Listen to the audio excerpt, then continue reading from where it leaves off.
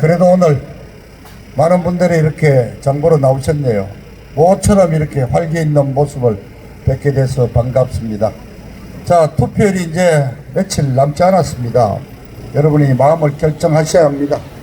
오늘 저는 여러분들에게 세 가지를 말씀드리고 떠나겠습니다.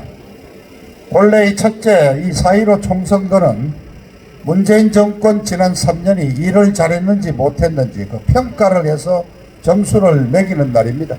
잘했다면 상을 주시고 못했다면 과감하게 낙제 점수를 주셔야 합니다.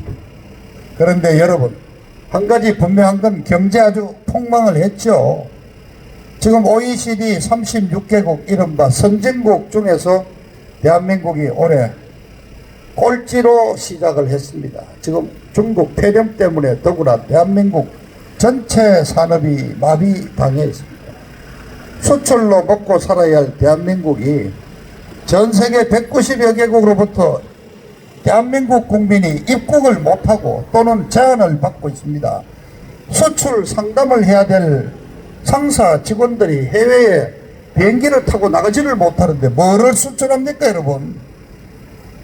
그런데도 문재인 정권이 중국 폐렴을 잘 대처해가지고 뭐 세계적인 인기를 끌고 있다 그러고 뭐 지지율이 56%로 최고치를 찍었다 그럽니다. 여러분, 그렇게 생각하시면 그렇게 해주시는 거고, 또 그게 숫자 조작으로 국민을 속이는 거라고 판단하시면은 과감하게 기호 1번 민주당에 엄중한 심판을 내려주십시오.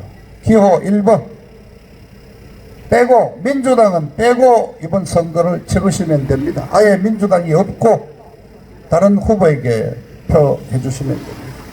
특히 여러분들 이 지역에서는 4년 전에 야당 정치인도 하나 키워준다고 김부겸이를 당선시켜 줬습니다. 그런데 여러분, 4년이 지난 지금 네, 감사합니다. 김부겸이 뽑아주고 뭐가 달라졌습니까? 대한민국 정치 풍토가 바뀌었습니까? 저 전라도 광주에서도 그래 대구를 본받아서 우리도 보수 정당 새누리당 하나 찍어주자 이렇게 정치의식이 바뀐 게 있습니까?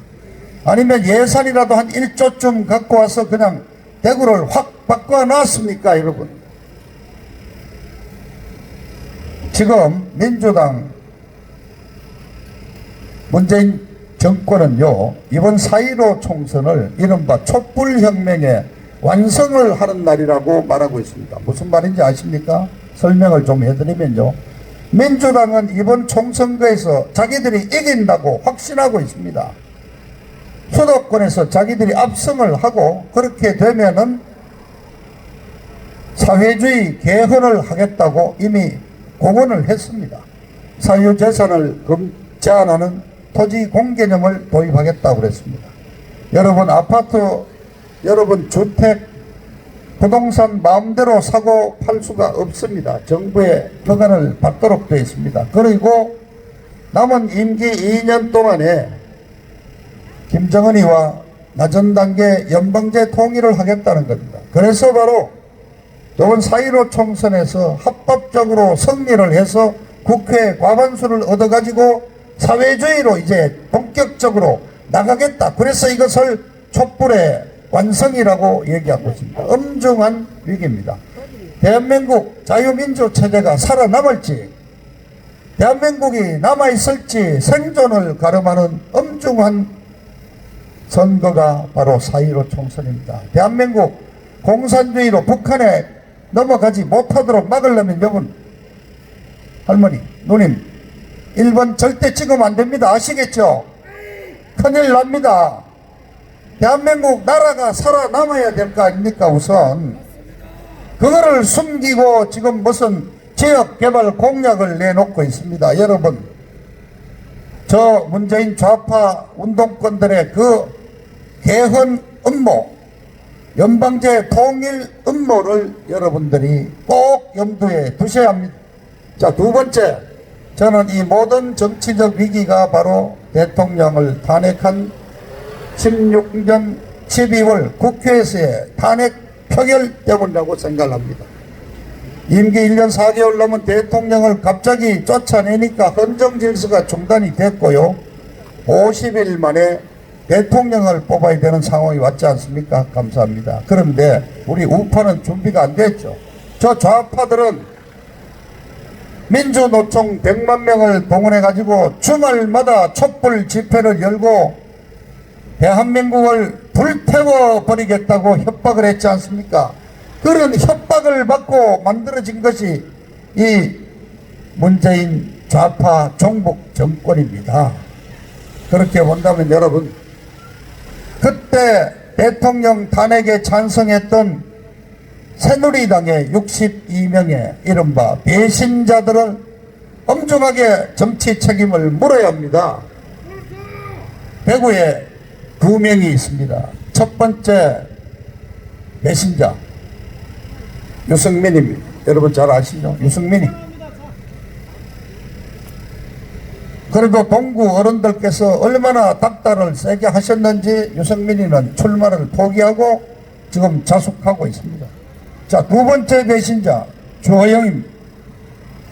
자, 이제는 제가 출마해서 놀란 것 중에 하나가 그겁니다. 주호영이가 탄핵 배신자인 줄을 우리 주민들이 잘 모르시더라고요.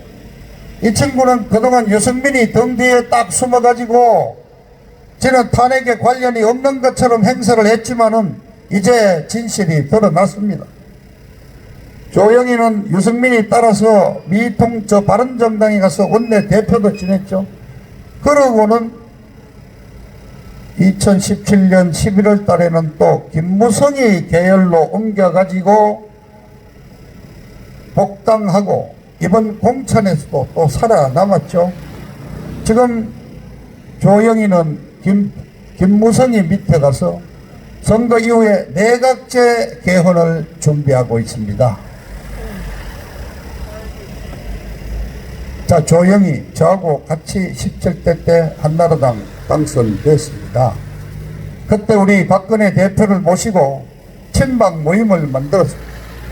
조영희도 2년 반 동안 열심히 박근혜 따라다니면서 친박했습니다.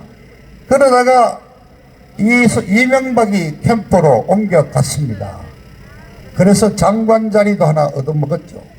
그 다음에 유승민이 따라서 탄핵에 참여했고, 자, 이제는 또 김무성이 밑에 가서 미통당의 실세인 김무성이 밑으로 또 가 있습니다. 자, 여러분, 조영희가 어떤 정치 철학을 갖고 있는지 여러분 정확히 아십니까? 뭐 저도 모릅니다. 그런 게 있는지도 모르니까요. 좀 가혹하게 평가를 하자면은 조영희는 첫째, 국회의원 배지만 달 수 있다면은 어느 누구도 배신할 수 있습니다. 또 어느 누구든지 주인으로 모실 수 있는 자입니다. 양지만 찾아다닌 기회주의자입니다. 어떻게 하든지 어떤 삿가닥치를 벌이더라도 살아남는 잡초입니다. 여러분, 이런 자를 가리켜 언론은 이렇게 합니다. 철학이 없는 정치, 영혼이 없는 정치, 이득만 쫓아다니는 철새 정치인다고 그럽니다. 자, 여러분, 조영희에게 세 가지 정치적 책임을 물어주십시오. 첫째는 박근혜 대통령 탄핵에 찬성한 배신의 대가를 물어야 합니다. 두 번째, 수성 어려서 16년을 해먹고 그쪽에서 팽개 치니까 수성 갑으로 옮겨오고 이런 야베이 공천으로 막장 공천으로 수성갑 유권자들을 우롱하고 있는 정치적 책임을 물어야 합니다. 세 번째, 김무성에 빌붙어 가지고 내각제 개헌을 추진하고 있는 그 업무에 대해서 정치적 책임을 물어주셔야 합니다. 자, 저는요, 공감하실 겁니다. 어르신들도. 이 기회에 조영희 아직 나이도 있잖아요. 한 4년 푹 쉬고 반성도 하고 그래야지 더 큰 인물 됩니다. 여러분도 마찬가지입니다. 이번에 조영희한테 한번 쉬라고 낙선을 시키십시오. 표를 주지 마시고. 저는 지금이라도 늦지 않았다고 생각합니다. 탄핵 배신자 조영희에게 경고한다. 지금이라도 후보를 사퇴하라. 대통령 사기 탄핵에 대한 사과하라.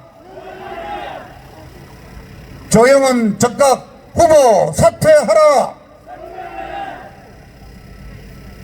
막장 공천으로 수성갑 유권자들을 우롱하는 데 대해서 사과하고 반성을 촉구한다.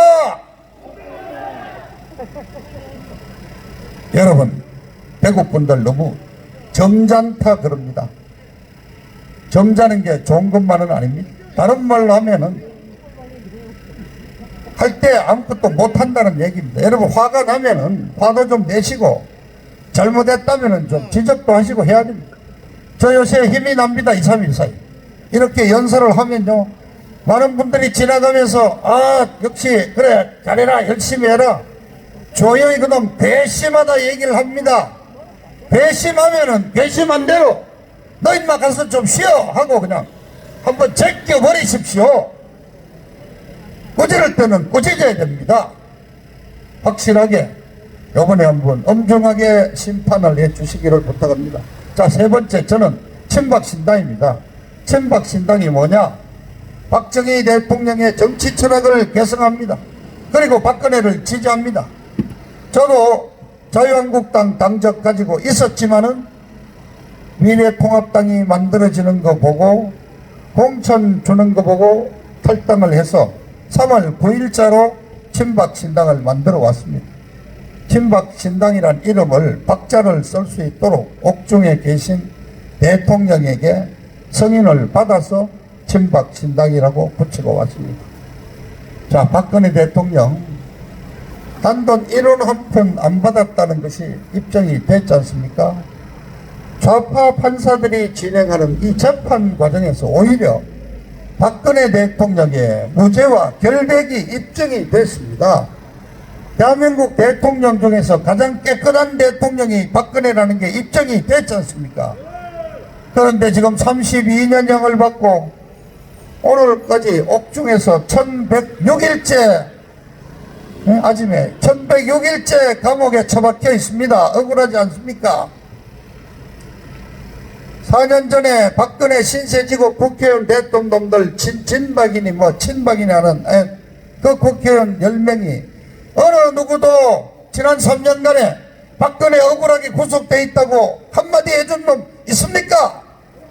이렇게 비겁한 놈들이 그게 너무 억울해서 제가 직접 출마를 해가지고 박근혜 구해달라고 여러분에게 외칩니다. 그런데 박근혜 등에 칼을 꽂은 자기 딸에게 찬성한 배신자 조영이가 이 수성갑에 와서 뻔뻔하게 돌아다니면서 표를 달라고 합니다. 너무 억울합니다, 여러분. 이번 공천이 엉망입니다. 이번만큼은 당 보고 찍지 말고 인물을 보고 찍어 주십시오. 저 기호 7번 친박신당, 친박정희 정당, 친박근혜 당 저 곽성문이가 확실하게 하겠습니다. 저 문재인 빨갱이 정권과 싸워서 사회주의 개헌 음모를 저지시키고 연방제 통일 음모도 반드시 막아내겠습니다. 저 민주당 이중대 노릇하는 미통당이 내각제 개헌으로 야합하는 것을 막아내겠습니다. 태극기를 걸고 약속드립니다. 당당하게 정치하겠습니다. 얍삽하고 비겁하게 놀지 않겠습니다. 친박신당 기호 7번 저 정통 우파 보수정당이 있습니다. 박근혜 대통령을 구해주십시오. 여러분의 힘을 보태주시면 석방에 앞장서겠습니다. 그래서 다시 박근혜를 우리 보수 우파의 중심에다가 앉혀놓고 제대로 된 보수 정당을 세우겠습니다. 대한민국을 똑바로 세우겠습니다. 한미동맹 강화를 통해서 대한민국의 안보체제를 확립하겠습니다. 저 북한 김정은이가 만든 핵폭탄을 미국과 함께 제거하고 2,500만 북한 주민을 해방시키겠습니다. 그것이 우리 친박신당이 나아가야 할 지향점입니다. 저는 여러분 정치 색깔을 분명히 했습니다. 자유민주체제를 지키는 보수의 정당이 되겠습니다. 자, 여러분 더 이상 이제 줄이겠습니다. 마지막으로 말씀드립니다. 박근혜를 탄핵한 배신자가 배구에서 더 이상 땅을 못 굴도록 심판을 해 주십시오. 조용히 정리를 해 주십시오. 그리고 박근혜 대통령을 여러분이 구해 주시기를 간곡히 부탁 말씀드립니다. 감사합니다. 우리 상인 여러분은 물건 많이 파시고 우리 주민들 오늘 날씨도 모처럼 따뜻합니다. 즐겁게 쇼핑도 하시고 즐거운 주말 오후 보내시기를 바랍니다. 감사합니다. 예. 네, 우리 후배님들 감사합니다.